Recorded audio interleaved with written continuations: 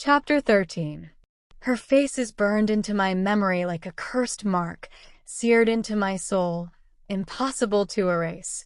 The so-called servant. Trusted for years. She moved through the castle halls like smoke, unnoticed, unseen, a shadow hiding in plain sight. But I see her now. Every time I close my eyes, she appears. Her ruby lips curled in a cruel sneer. Her fangs, gleaming like daggers, polished and wicked, poised to tear through the very heart of my world. And her eyes, God's her eyes, cold, unfeeling, glowing with merciless intent as she cast that blade through the air.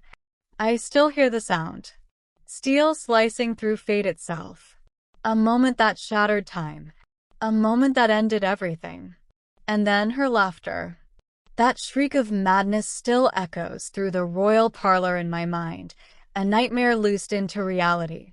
Unnatural. Inhuman. Triumphant. That sound follows me. Day and night. It coils around my thoughts like a serpent made of shadow. It slithers through my dreams, poisoning whatever fleeting peace I manage to grasp. I hear it when I close my eyes. I hear it in the stillness of the castle. And worst of all, I hear it when I lie in bed alone, when I reach for him in the dark. And he's not there. And I know he never will be again. Days have passed, but time has lost all meaning. I lie in bed, unmoving, unfeeling, numb, hollow. A ghost trapped in the shell of a once-living girl. The girl who laughed with him, loved him, believed in forever. Outside these stone walls, war rages. Duskmoor's wrath scorches its way through Etherwind's borders, all because Sage would not return to them. And yet, even with the threat of bloodshed hanging over us, they still come. My parents. Sage. The mage courts. They visit each day, their voices hushed and cautious. They leave meals I never touch. They rest hands gently on my shoulder, whispering things like hope and healing. But nothing could have prepared me for what the mage court announced today. I am pregnant. With quadruplets. 4 children. Aster's children. Our children. A gift. A miracle. A curse. I don't know which. They say it is a sign from the gods. A rare phenomenon in our bloodline. They speak of destiny. Of ancient prophecy. Of the sacred light within me now. They say Aster is an idol. The realm of souls. The place where the departed wait, surrounded by peace. That once a month, on the night of crossing, the veil will thin and I may see him. Touch him. Speak to him.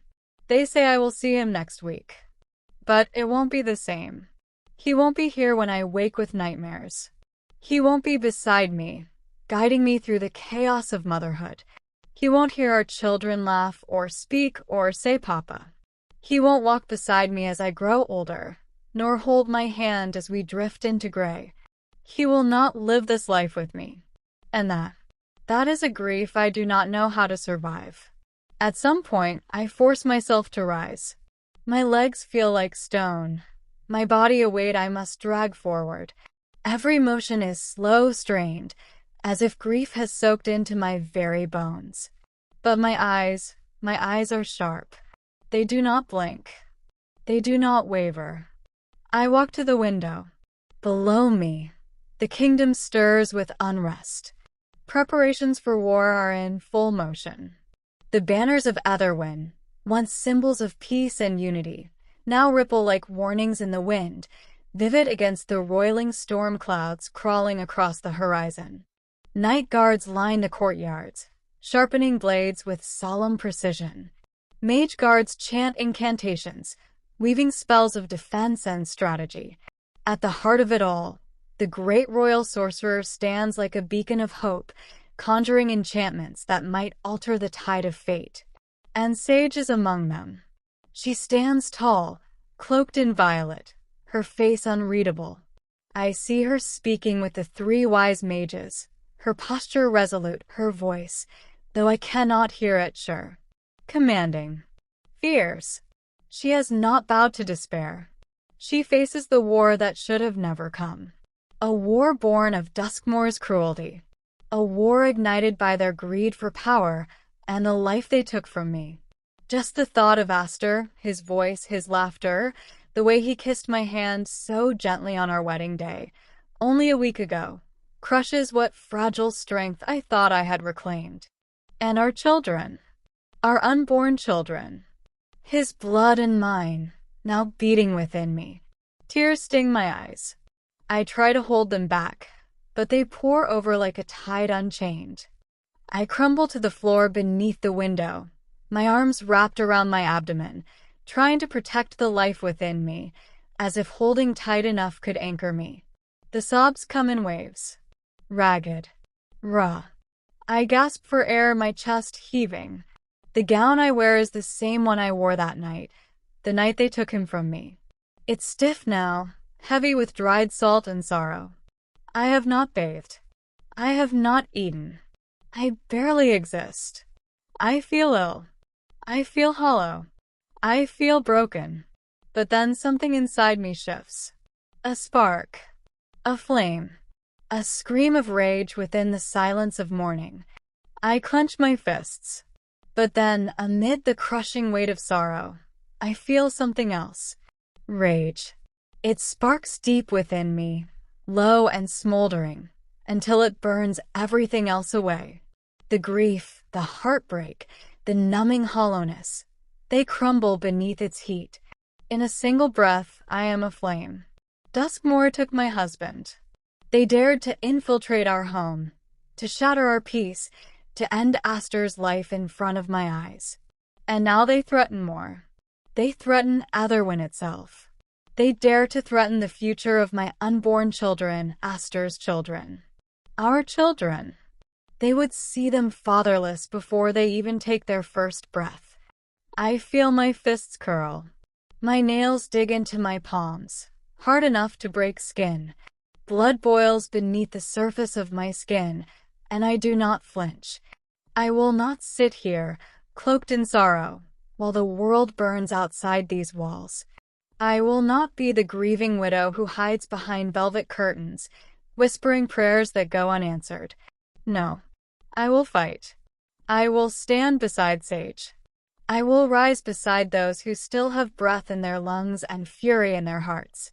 I will wield my magic, my pain, my wrath, every ounce of it, against those who have taken everything from me. Duskmoor has stolen all that I love. They will steal no more. With a final breath, I turn away from the window and storm toward the doors of my chamber, every step heavy with purpose. I will make them remember my name. Princess Tilly of Etherwyn is not broken. She is burning. Night blanketed the castle in a hush of tension, the sky above brooding with storm clouds, heavy with the promise of war. On the rooftop terrace, Sage adjusted the last of her armor beneath flickering torchlight. Her hands moved methodically over straps and clasps, her expression calm but focused. The preparations were nearly complete. She had to be ready. Then came the sound, boots, firm and resolute, striking stone with purpose. Heavy, determined. Sage turned sharply, expecting a guard. Instead, she froze. Tilly was marching toward her, and with every step, she radiated something entirely new. Something unshakable. The Princess of Etherwyn was no longer shrouded in grief. She was cloaked in war. Her armor gleamed beneath the moonlight, the silver-plated chest piece sculpted with royal insignia and edged in crimson steel. It fit her like it had been made not for a lady of court, but for a warrior queen. From her waist spilled a split train of red fabric, flowing behind her like the trailing smoke of a battlefield pyre, elegant and fierce. She wore mail-woven trousers, shimmering faintly with enchanted runes, and her boots, armored, scarred, unyielding, struck the stone like war drums calling out to the enemy. Sage's breath caught, not just because of the armor, but because of her eyes. Tilly's eyes no longer shimmered with tears. They burned. Grief and fury churned behind them like a storm held barely in check. Her body was armor, her heart a weapon, and though she had once been soft, she now stood hardened by loss. She had nothing left to lose. Sage blinked slowly, taking in her sister. She, too, wore the armor of battle. But at this moment, it was Tilly who looked like the soul of vengeance incarnate. A princess no longer. She was a warrior, and war was coming. Sage's eyes widened as Tilly stormed toward her, fury radiating off her like a second sun. "Tilly, what are you doing?" Sage asked, voice catching on the edge of alarm. Tilly's lips curled into something bitter wounded. "What am I doing?" she echoed, her voice sharp and trembling with rage. "Duskmoor stole one of the most important people from me. They ripped Aster away, and I will not let them take anything else." Her fists clenched as she stepped closer. "I will fight alongside you all. I will kill them, every knight, every mage, every last soul who dares to wear their colors. And I swear to the gods, I will see the king and queen of Duskmoor fall by my blade." "Tilly!" Sage snapped, the fear in her voice rising to meet her sister's fury. "You carry life within you. You are pregnant with your future children. You cannot risk your life like this." Tilly's expression faltered, but only for a breath. Sage reached toward her, her voice softening. "And what about next week? The custom of Etherwyn. It gives you a day. One day each month to visit Aster in Idle. You'll see him again. You'll be with him. If only for that day." Tilly's gaze dropped, lips trembling. "A day," she whispered, as if the word itself tasted of ash. Then her eyes snapped back up, wild with pain. "One day is not enough. I will never have him beside me again. I will never see him hold our children." Tears welled in her eyes, fury bleeding into heartbreak. "And you want me to sit idly by while Duskmoor still breathes?" She crossed her arms tightly, trembling. "I refuse," she said, her voice steel. "I will fight." For a long heartbeat, there was only silence between them. Then Sage stepped forward and wrapped her arms around Tilly. The warrior's armor creaked softly beneath the embrace, but Tilly did not resist. She stood there in her sister's arms, her face turned away, the edges of her sorrow softening just for a moment. "Tilly." Sage's voice was quiet now, fragile yet firm.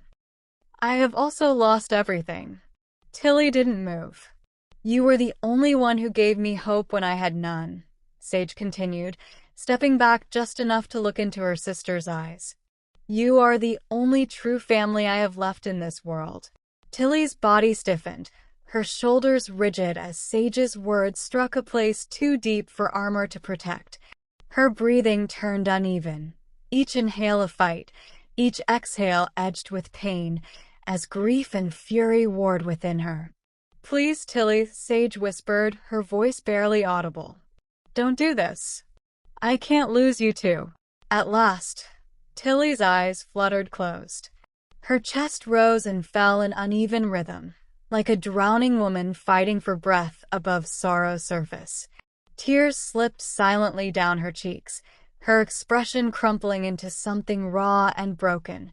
The room fell into a still, aching silence, filled only by the sound of two sisters in a hug in their shared devastation.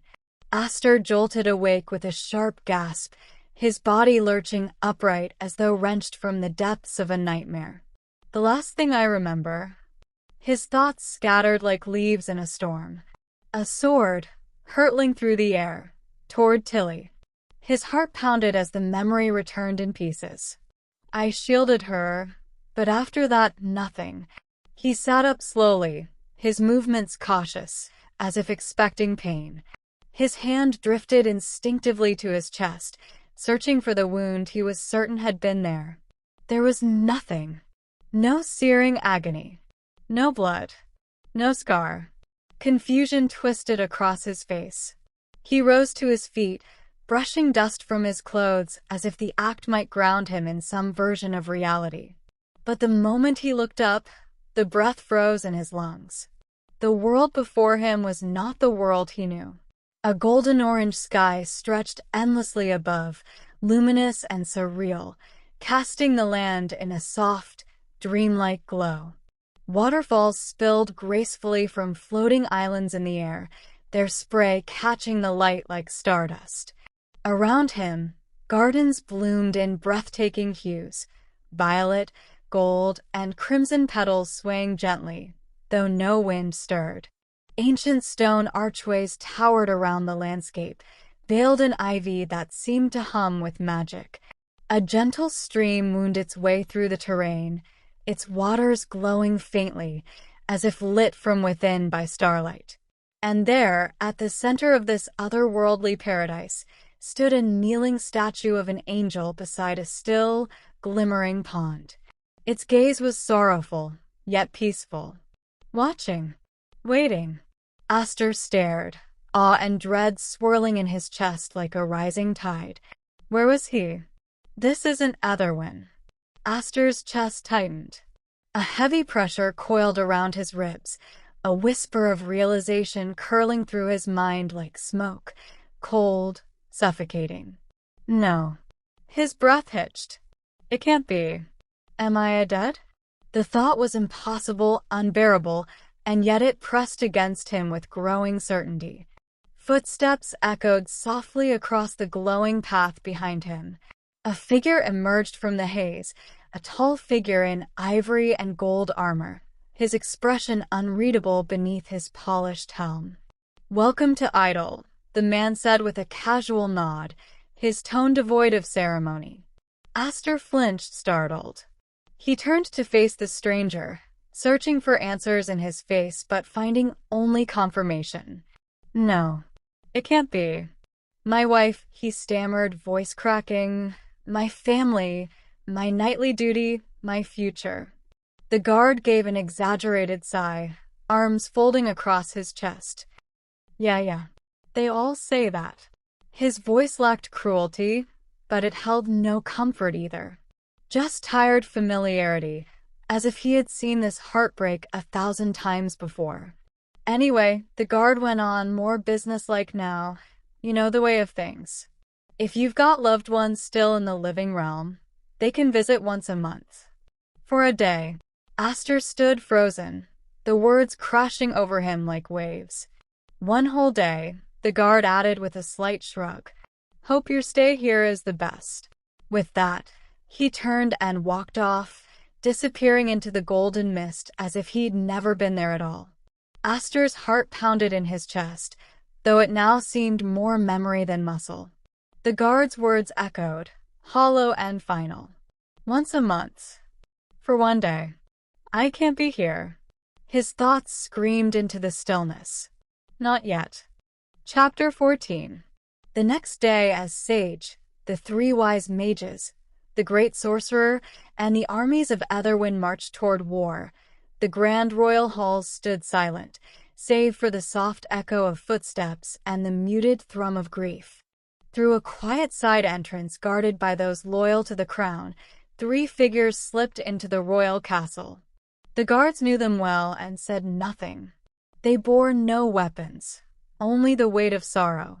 Cove entered first, his steps heavy, face drawn with sadness as he walked into the golden light of the foyer.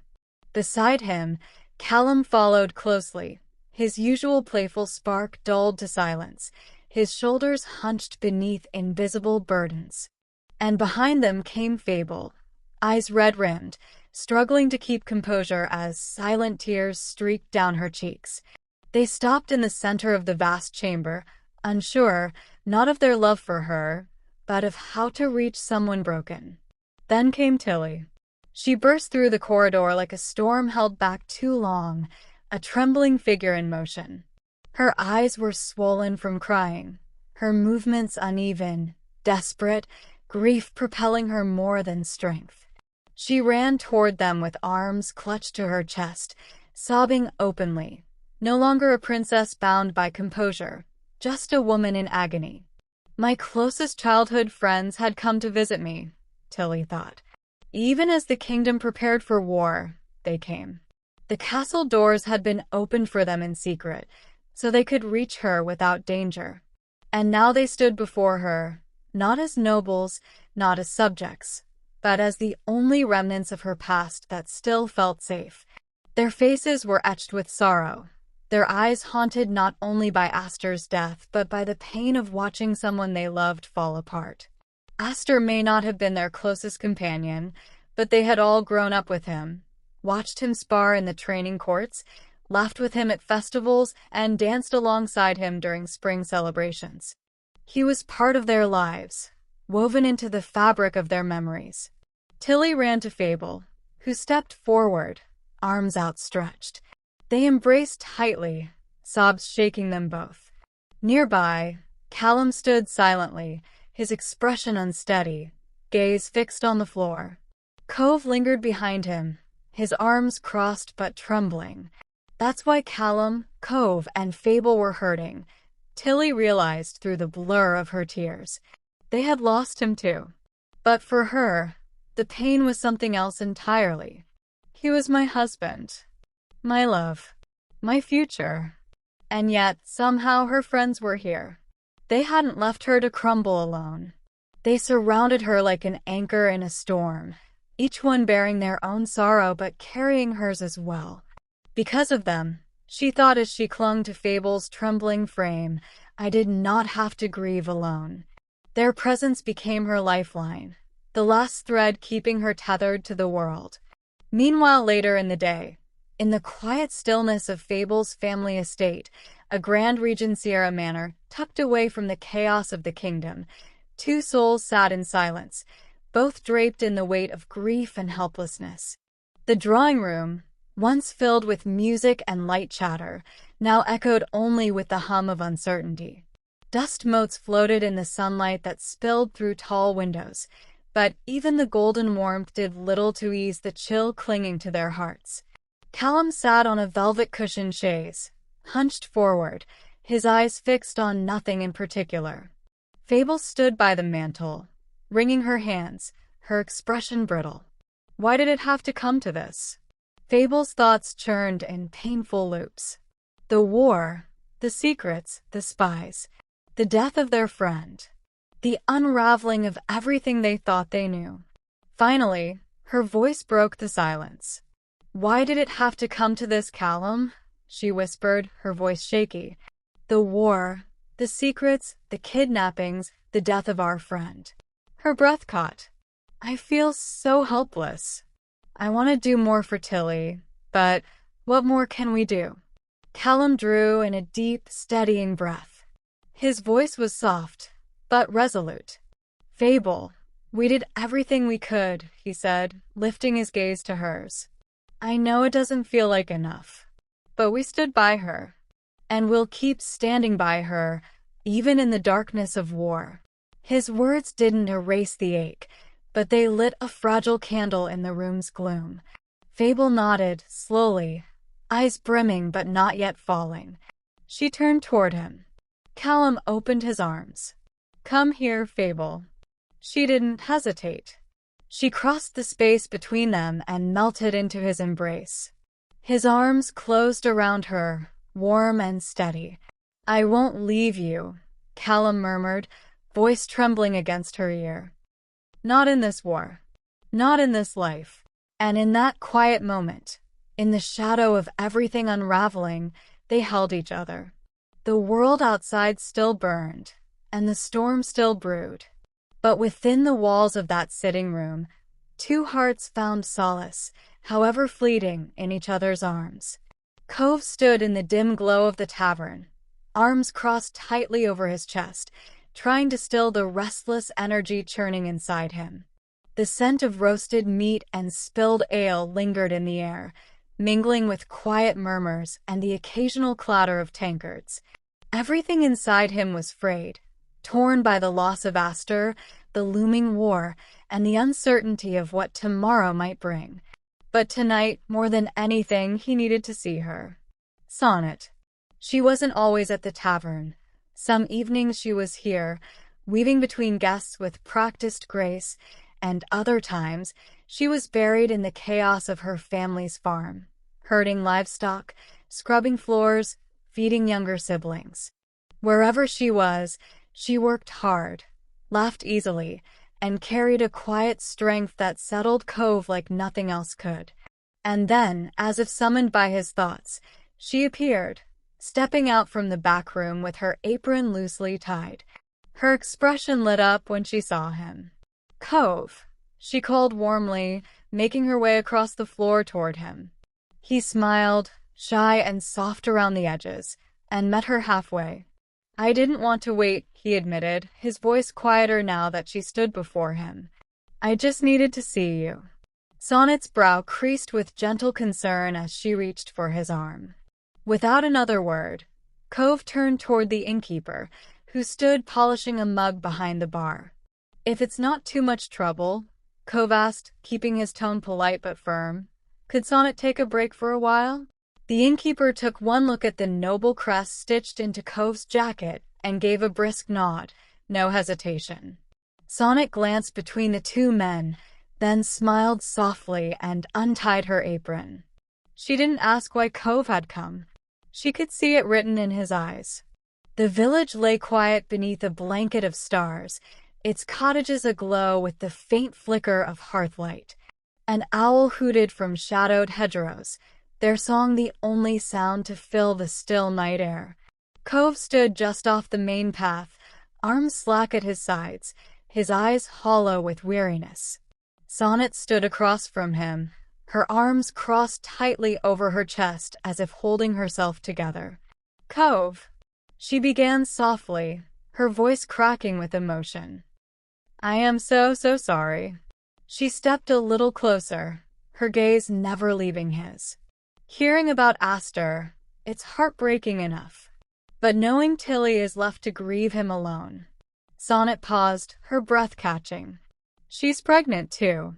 A princess, a wife, and now a soon-to-be mother, forced to carry this sorrow while the kingdom trembles under the shadow of war." Cove took a slow breath, trying and failing to steady himself. "I can't imagine how helpless you must feel," Sonnet continued gently. "Losing a dear friend, watching someone you care for suffer, knowing there's nothing you can do to take that pain away." Her voice faded into the hush of the night, and for a while, neither of them spoke. "I don't know how to cope with it," Cove finally admitted, his voice raw. "I've thought of 100 ways I could help Tilly. 100 ways to be strong for Callum and Fable. But all I feel is emptiness."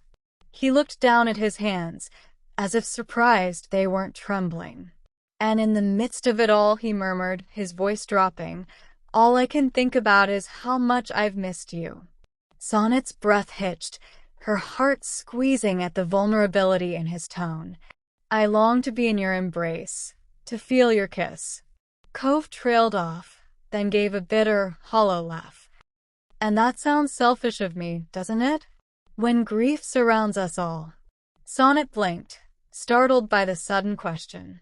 She searched his face, seeing the storm that raged beneath the surface. Then she stepped closer. "No," she whispered. "Cove, wanting comfort isn't selfish. We aren't meant to bear our burdens alone." Sonnet looked up at Cove, her voice barely above a whisper. "Cove, I just need to know."